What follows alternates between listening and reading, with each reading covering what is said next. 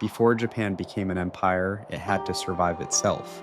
When most people think of war in Japan, the same images come to mind: samurai, katanas, duels of honor, the Sengoku period. But Japan was shedding blood long before the samurai ever existed, and in those wars, there was no glory, no legendary heroes, no songs written to praise the victors. This is a chapter of Japanese history almost no one talks about, a time when the state was not yet fully formed, when no one knew whether the throne was sacred or simply belonged to the strongest. And this story begins with one of Japan's first great civil wars. Toward the end of the 7th century, Japan appeared to have an empire, but in reality, there was no true state. There were clans, there were families, all gathered around the emperor until the emperor died. In the year 672, Emperor Tenji passed away, without naming a clear successor, and in that moment, everyone realized the same thing. The throne was empty. Two names emerged, one close to the court, near the capital, surrounded by power, the other pushed aside, far away, but patient. On one side stood Prince Otomo, on the other, Prince Owama. Otomo was the man of the system. The court bureaucracy, military elites, and powerful families stood behind him. Owama chose a different path. Instead of rushing into a fight for the throne, he appeared to renounce everything. He shaved his head, disguised himself as a monk, and quietly left the capital. Everyone believed he was finished, but in truth, Owama was buying time. Months later, something strange began in Japan's mountains. Small units gathered. Soldiers assembled in silence. Local clans swore their loyalty.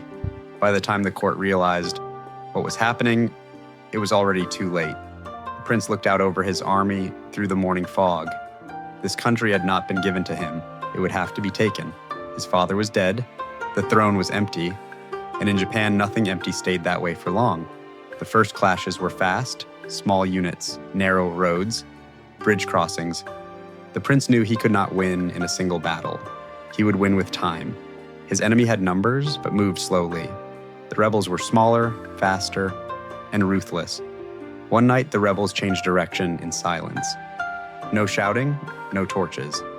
By morning, the enemy realized the army was gone. This became the turning point of the Jinshin War. The prince did not give speeches, he gave orders. He moved across the map. And with every victory, more soldiers joined him. Each success pulled the undecided to his side.